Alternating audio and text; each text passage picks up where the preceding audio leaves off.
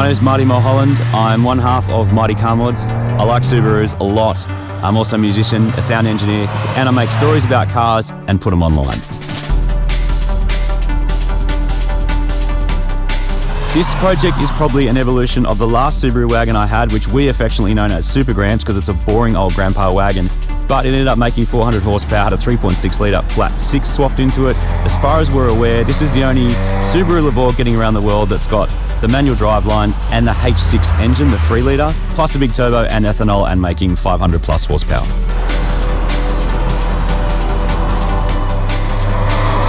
The Mighty Car Mods began because me and my co-host Moog, we were actually working in a high school in a recording studio. My actual qualification is sound engineer. And then we went down the car park one day and he had a modified 180SX and I had a Subaru wagon. We're like, oh, your car's done up, let's be friends. Fist bump. Even though we started out very much about DIY projects, so, how to do basic modifications on your car, how to fix stuff, how to make things faster.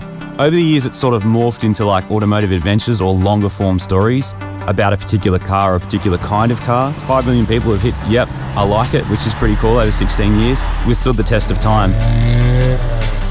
For me, a wagon has always made sense because it kind of looks like the sedan. It's got a bit of extra on the back and you can fit so much stuff in there. Tools, instrument, PA systems, your mates if they need to. And so I started to think, well, Subaru, all-wheel drive, I can do snow trips. Okay, there's turbo ones.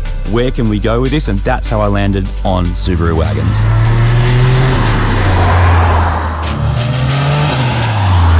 So Moog gave me a bit of grief when I first got this car because, honestly, the stock ones are particularly boring. 1.6 litre, constant variable transmission. They don't use much fuel. That was about the only thing going for it. By the time we STI swapped it, full new driveline, new engine, new exterior, interior, everything transferred across. And most importantly, manual, because these things never ever came out manual. So they stripped away all the kind of cool sporty stuff from the wagon lovers and just gave them something boring. And we pulled it all back and ended up with this. So this is a 2017 Subaru Levorg, but we've transplanted a 2018 STI driveline into it. We put the 3 litre H6 into it, which is actually a built engine. Then we added a G35 900 turbocharger to it, custom front mount intercooler, custom headers, basically a full complete rewire job with a Haltech R3 Nexus. So you're talking ethanol, big turbo, custom exhaust manifold, dumps, external wastegate, an engine management system to run it, big fuel system, and then you put it on the dyno and try and make 600 horsepower. As well as the mechanical stuff, we also completely swapped the interior from the 2018 STI. So the inside of the car looks exactly like the sedan that we swapped it from. We've also got T37s on it, we've got lowered suspension, we've got the lip kit that's actually a hybrid of the sedan and the wagon to make that work, plus a custom exhaust system, 3.5 inch, with a cutout to make it extra loud and rowdy. When it had the original 1.6 litre in it with a CVT, it was mind-numbingly boring. Probably one of the most boring drives I've ever done. I was quite impressed it was like a modern chassis, so that was nice to have a car that's a bit newer than anything I'd owned before, but it was like eye-wateringly slow. You can go and make big power with 4 cylinders, plenty of people do, but having owned 6-cylinder swapped cars before that run ethanol and big turbos and lots of boost, I can tell you there is just nothing like it. But we've still retained the flat, low center of gravity boxer engine and just basically added 2 more cylinders and a whole lot of boost with the same driveline and the same electronics. So the car actually is quite enjoyable to drive, but not scarily so. Jesus. Oh, that's just nuts. That's so fast.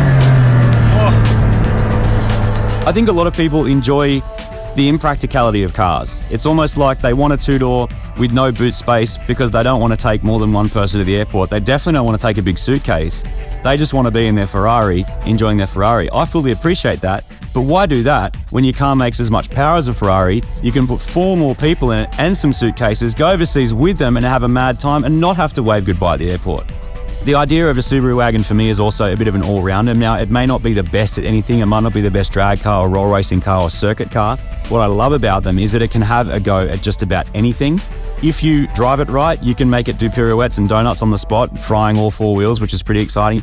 With a wagon, you can take your stuff. You can go on a holiday, you can go camping, you can go to the snow, you can do whatever you want, but you still get to have an engaging drive. You don't get punished by driving something boring and slow just so you can do the fun thing. You can actually have both. I would say I've always been quite driven to work out how to modify cars. It's like problem solving in some ways, like how am I going to fix this problem? How am I going to make it faster? Like every rev head always wants to go faster. And that's exactly what happened with this thing. It's ridiculously fast, but this car particularly, I've tried to keep it in something that's very streetable and very good for the road. And sort of trying to tick all those boxes is quite challenging, but also if you nail it, it's so rewarding because you can just take it anywhere and do anything. I think what drives us to also just keep doing what we do and keep making videos and telling stories is that there doesn't seem to be any lack of inspiration. There's always cars around. I mean, there's so many interesting people out there as well that are into a specific kind of car, and it's really fun to dive in and try and relate to them and try and tell our own story.